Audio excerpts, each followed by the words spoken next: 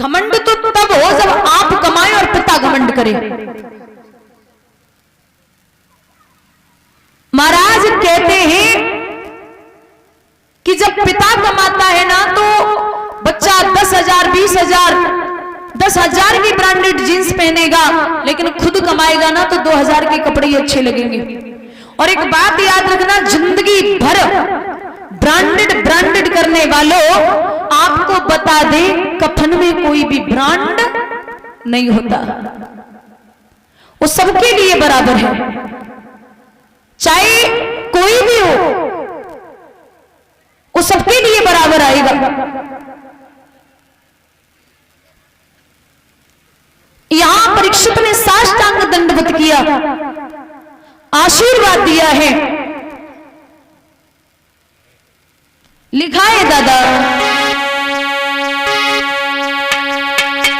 कमाई ले नर हीरा मोती, कफन में जेवनाए हो।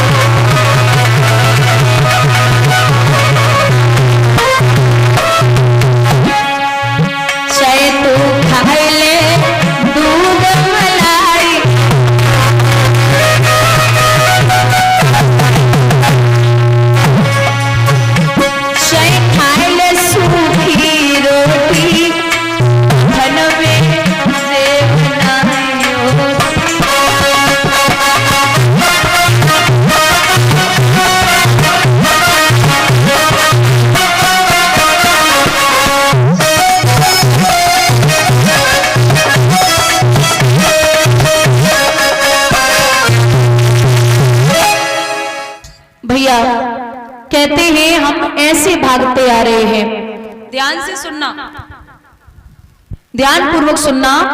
एक व्यक्ति घर से निकला, दादा, एक व्यक्ति घर से निकला धन लेकर के, और जंगल के रास्ते से जा रहा था।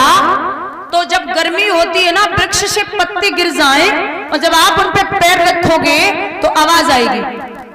वो धन लेके जा रहा था व्यक्ति, तो उसने ये विचार किया कि ऐसा ना हो कि हमारे पीछे चोर लग जाएं और ये पूरा धन लूट ले।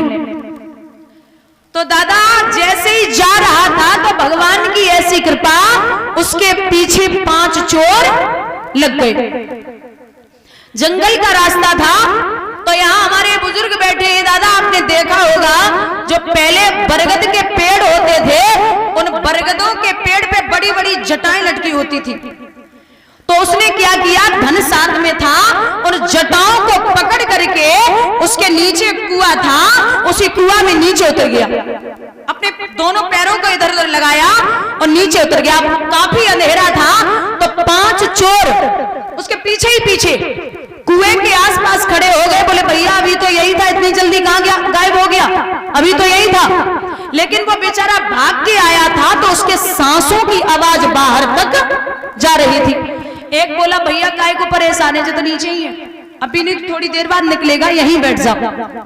दादा ध्यान देना, ध्यान से सुनना। 5 चोर उस कुएं की पार पे बैठ गए। काफी देर हो गई, कब तक बेचारा लटका रहेगा। जब ये लटका हुआ था तो हाथ दर्द करने लगे। हाथ जब दर्द कर रहे हैं तो उसने विचार किया कि हम इस कुएं में नीचे उतर जाएं। तो जैसे ही नीचे कुएं में देखा तो काला सर्प उस कुएं में घूम रहा है। अब विचार करने लगा कि मौत तो पक्की है, मरना तो है ही, क्योंकि बाहर जाऊंगा तो 5 चोर बैठे हैं, और अगर नीचे उतर गया ना कुएं में तो सर्प है, मृत्यु हो जाएगी, मरना तो है ही, लेकिन इतनी आसानी से धन नहीं दूंगा, जान भले ही चली जाए। थोड़ी देर के बाद लटका हुआ था तो ऊपर निगाह पहुंची, जिन जटाओं पे वो लटका था उन जटाओं को 2 चूहे काट रहे हैं। अब विचार किया कि मौत तो निश्चित है, मुझे परमात्मा भी नहीं बचा सकता, शायद यही मरना है, लेकिन धन नहीं दूंगा, इतनी आसानी से मौत नहीं हो सकती। इतना परेशान है, 5 चोर नीचे सर्प ऊपर चूहे। अचानक क्या हुआ, वो मुंह से सांस ले रहा था, मतलब मुंह खुला था तो मुंह से सांस ले रहा था। अचानक ऊपर से, ऊपर मुंह था, उन चूहों को देख रहा था तो एक बूंद आई ऊपर से। वो बूंद सीधी जिब्या पे गिरी, वो इतनी मीठी, इतना मीठा स्वाद उसने जीवन में पहली बार लिया था। इतना मीठा स्वाद उसने जीवन में पहली बार लिया। अब वो 5 चोर भी भूल गया, 5 चोर भी भूल गया, सर्प भी भूल गया, चूहे भी भूल गया। अब ये सोच रहा है कि ये बूंद कहां से आ रही है, एक और मिल जाए, ये बूंद कहां से आ रही है, एक और मिल जाए। और वो बूंद शहद छोड़ रखा था मधुमक्खियों ने, तो वो एक एक बूंद शहद की आ रही थी, तो उसकी एक बूंद जिह्वा पे गिर गई। तो हम आपको कहानी के माध्यम से उदाहरण देके ये समझाना चाहते हैं दादा कि वो व्यक्ति कोई और नहीं है, हम और आप हैं। हमारे और आपके पीछे 5 चोर लगे हैं, काम, क्रोध, मोह, लोभ और अहंकार। और जो कुआं है ना हम लोग डले हैं, वो है मृत्यु लोक। और जिसमें ये काला सर्प घूम रहा है नीचे, वो है हमारा और आपका काल। और जो जटाएं हैं ना जिन पे हम लटके हैं, वो है सांसें। और जिनको 2 चूहे काट रहे हैं ना, वो एक है दिन और दूसरा है रात। और जो शहद की एक एक बूंद आ रही है ना, जो बड़ी स्वादिष्ट लग रही है, बड़ा मीठा लग रहा है, वो है धन।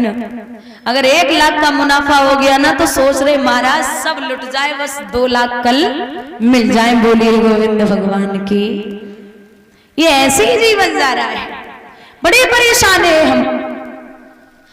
व्यक्ति, माताओं एक बात बताओ, खीर बनानी आती है? खीर आती होगी सब कोई। क्या क्या पड़ता है उसमें? दूध है, चावल और चीनी और जो भी ड्राई फ्रूट्स होते, मतलब जो भी डाल दो, केसर, डोरा मिर्ची नहीं पड़ती? अच्छा, मतलब सभी पड़ता है खीर में। लेकिन खीर में एक चीज और पड़ती है, पता है क्या? नींबू।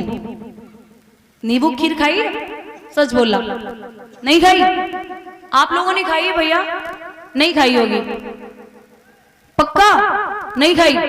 हमने नहीं खाई, क्योंकि अगर नींबू की खीर खाओगे, जैसे नींबू डालोगे खीर में, तो खीर फट जाएगी। ऐसे ही हमारा और आपका जीवन है।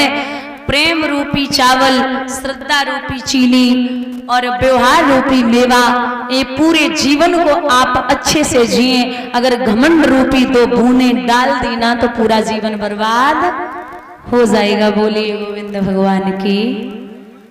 हम और आप ऐसे जिए, क्योंकि परमात्मा ने जीवन दिया है ना, क्या भरोसा है। हम कई बार समझाते हैं कि सुंदरता मायने नहीं रखती, हम और आप कितने अच्छे हैं दिखने में ये नहीं मायने रखता है, लेकिन गुण और संस्कार कैसे है ये मायने रखता है। क्योंकि समझने वाले अगर समझ लेते हैं ना, तो ये बहुत जरूरी है।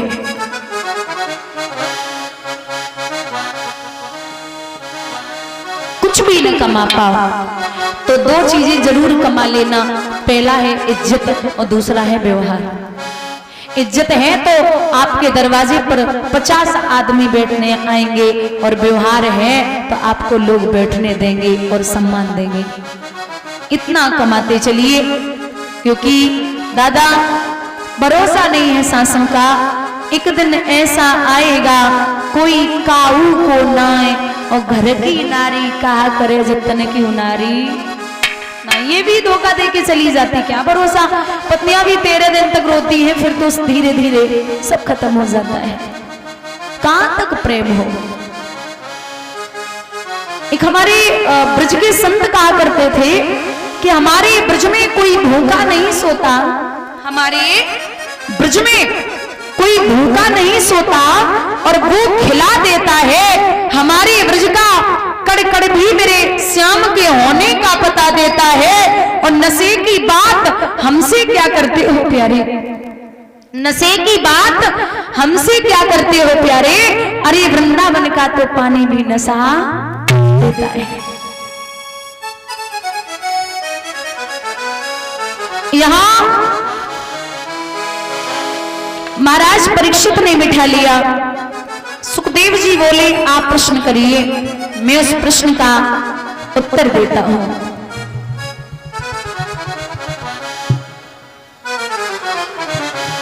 आसन को जमा करके बैठे। आइए एक भजन बोलते हैं, उसके बाद में आरती। कल जो कथाएं होंगी वो सुबह की बेला में सती चरित्र,